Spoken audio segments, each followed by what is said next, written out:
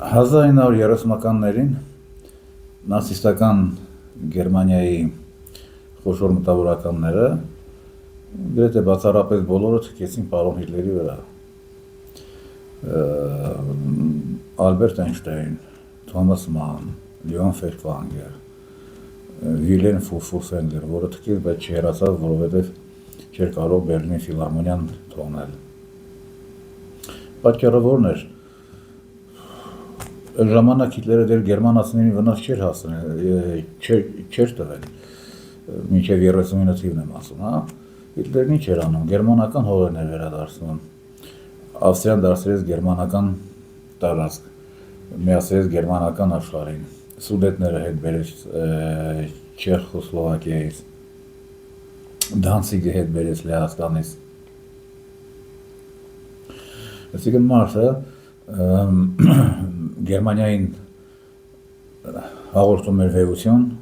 վերականգնում էր նրա մեծությունը, գերմանական արվեստը նրա համար ամենամեծ արժեքն էր, ինչևէ, բայց լավագույն գերմանացիները, իդեմաս իմ թվարկած անձանց, ըմբոստացան և մեղմացած թքեցին Հիտլերի վրա, նրան ասեցին, որ դու դիկտատոր ես, դու տանջում ես հրեաներին, ինչը պետք չի անել, դու կոմունիստներին ես փակում, դու քաղաքական այլախոհություն ես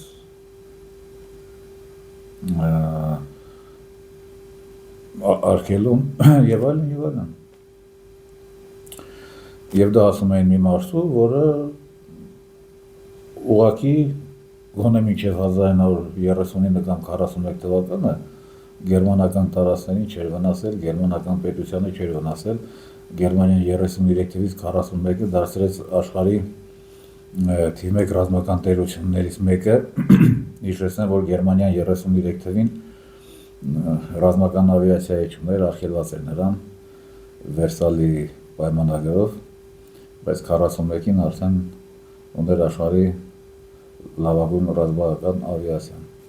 Եվ այս մարդու դեմ ըմբոստացան այդ երկրի ամենատաղանդավոր մարդիկ։ Հիմա այն գործակալական ցանցը, որը իշխանությունը զավթեց Հայաստանում, երկիր հերնանիցեց բառի բուն իմաստով։ Սահմանադրական տարածքի 25%-ը հանձնեց, ճանաչեց ոչ Հայաստան, ցեղասպանություն կազմակերպեց, հսկայական հարված հասցրեց ավանդական արժեքներին եւ ամենակարևորը հարվածեց հայ ինքնությանը, իդեմս հայ առաքելական եկեղեցու։ Դե հանձնարարվածավոր այդ եկեղեցին պետք է վերանա, որովհետև հայ ինքնության հիմնակարն է, սա էլ կատարում է հանձնարարականը։ Հիմա այսքան բանից հետո, ինչ այն հարավիշկից հետո, ինչ ես մարդը բերես հայ ժողովրդի գլխին եւ մտադիր է եւս 5 տարի նույն գործը շարունակել, այսինքն ընդհանրապես լուծարել Հայաստանի Հանրապետությունը եւ վերացնել հողերին հավասարացնել հայկական ինքնությունը, մենք տեսանք գետ 1 որ հայտնի հանրային կշիռ ունեցող մտավորական, որը սրա դեմ խոսի, որն ասի, որ ախպեր ջան, քո արածը արած չի, Արցախը Ադրբեջան չի, եկեղեցին մեր Հայաստանին է չի, ամենայն հայոց կաթողիկոսը դա Հայաստանի կաթողիկոսը չի, եկեղեցին մեր ինքնությունն է, մեր ինքնության պահապանն է, դու որպես ինչ ես կպում, կամ քեզ ինչի տեղ է դրել։ Չեն խոսում եւ վերջ։ Պատճառը որն է։ Պատճառը կրկին մեր ազգային որակներն են։ Երեք մենք խոսում էինք հայ սպայության, հայ գեներալության խայտառակ ցածր որակի մասին եւ ես նորից ամեն օր կարող եմ կրկնել, անգամ օրը 10 անգամ կարող եմ կրկնել, որ հայ գեներալ չկա, բնության մեջ դեռ բան չկա։ Ինչ-որ կա մի պրապորշիկ, որին շնորհում են գեներալի ուսադիր, բայց նա հոգով եւ մարմնով չի վախարում պրապորշիկ լինելու։ Իսկ պրապորշիկն ով է։ Պրապորշիկը դա Ալեքսանդրյան Վահագի Պեստորյան բանակում առանց տրուսիկ թողնողն է։ Այդ եկամուտներով Մելքոնյան Գագոյի պես գեներալին հետ կիսվում է, դա է, բայց դե պակաս ողբերգություն չէ ցանկացած ժողովրդի համար մտավորականության տոտալ բացակայությունը, այսինքն այն մտավորականության, որը ունի քաղաքացիականություն իր մեջ, ունի քաղաքացիական կամք, կարող է իր քաղաքացիական դիրքորոշումն արտահայտել եւ ինչ-որ քայլեր ձեռնարկել։ Եվ եթե իրոք համեմատենք նացիստական Գերմանիայի հետ, անհամեմատելի բաներ են, անհամեմատելի։ Գերմանիայի գերմանական ինքնությանը, գերմանացի ժողովրդի ոչ մի վնաս չտված մարդը, այդ երկրի տաղանդավոր մարդկանց համար դարձավ մի չարիք։ Չարիք դարձավ։ Այս մարդը, որը արդեն կործանել է Հայաստանը, վերացրել է ահռելի վնաս հատվել հայ ժողովրդին, հայ ինքնությանը, Հայաստանի պետությանը, վայելում է սրանց գոնե հանդուրժողականությունը։ Լռում է համաշխարհային հեղինակություն Տիգրան Մանսուրյանը, դեմը չես լսի, ասենք, համազգային հեղինակություն Ռոբերտ Ամիրխանյանի, գրողներից ինչ-որ Լևոն Ջավախանկավ, որը սրա դեմ է խոսում, բայց դա եղանակ չի փոխում։ Գիտնականներից ցավոք չունենք Վիկտոր Համբարձումյան, բայց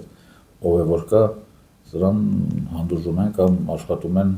կամ խուսափում են սրա հետ սրա քաղաքական գծից անգամ գծի մասին անգամ կարծիք հայտնել։ Եվ սա ժամանակ եւ խայտարակություն է եւ ողբերգություն է։ Հիմա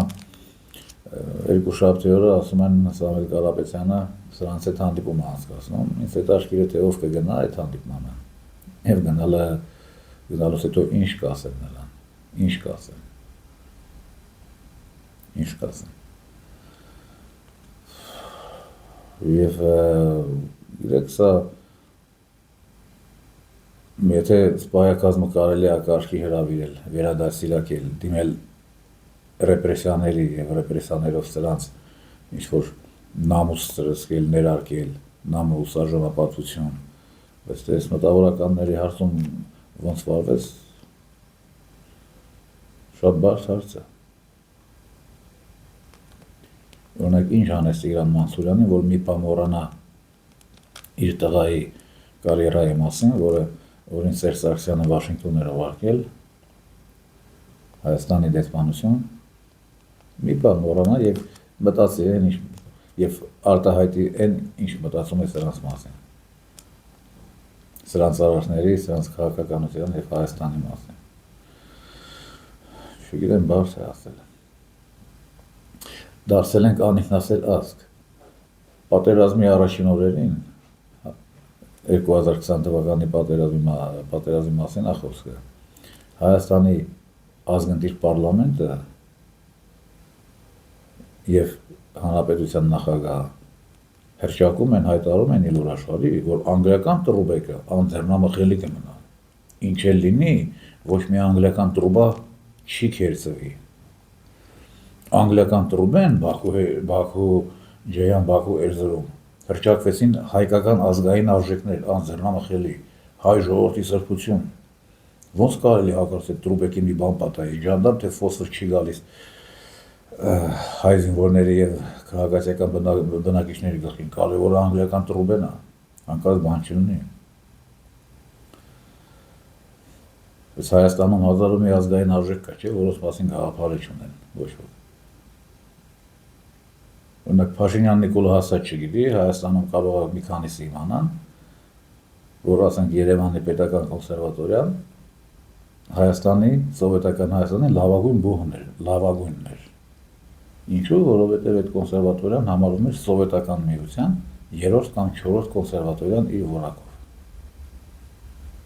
Հատկապես շատ ուժեղ էր Լարային շկոլայով տեսական եւ կոմպոզիտորական։ Շատ ուժեղ էր։ Մարդիկ ասում էին Մոսկվա, Լենինգրադ, Երևան, ոչ թե Կիև։ Նու կամ հակառակը, Մոսկվա, Լենինգրադ, Կիև, նոր Երևան։ Իսկ Հայաստանի պետհամալսարանը 3-4-ը չի եղել երբեք սովետական միությունում, պոլիտեխնիկի չի եղել 3-4-ը, բժշկականը չի եղել, կոնսերվատորիան էր եղել։ Իսկական ազգային արժեք էր։ Եվ ինչ եղավ անկախությունից հետո։ Ամենաայլանդակ ձևով որակա ձեռքբերեց, հետո մեկ քիչ սկսել էր կարգի գալ, սրանք եկան եւ արդեն լիկվիդացում են կոնսերվատորիան որպես բու, դարձում են եսիմ ինչի ֆակուլտետ։ Դա էլ քիչ է, շենքն են տալիս եսիմում, արտաքսում են քաղաքից դուրս։ Բա թող ազգային ժողովը որպես արժային արժեք համարի բանն է այդ Երևանի կոնսերվատորիան, որը պահպանության եւ պաշտպանության կարիք ունի, ոչ թե անգլիական տրուբեն, որը սնում եւ զինում է Ադրբեջանին։ Այս հարցը թող բարձրացնեն Սամվել Կարապետյանի հետ հանդիպման ժամանակ։ Ինչ են նրանք մտածում այս ամենի մասին։ Որն է իսկական հայկական արժեքը։ Կոնսերվատորիան, որը Երնանիսին, օպերան, որը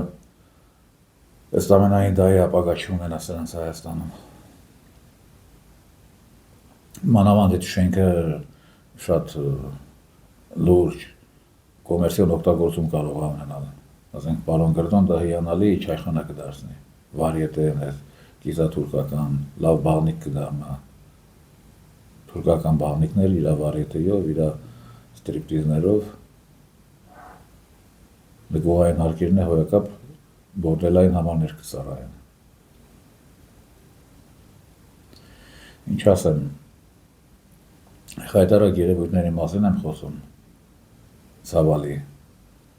այդ նոր որ հիշատակեցի, այդ սրանց ազգային ժողովի եւ նախագահի այդ հայտարարությունները, ընդունած բանաձևերը, դրանք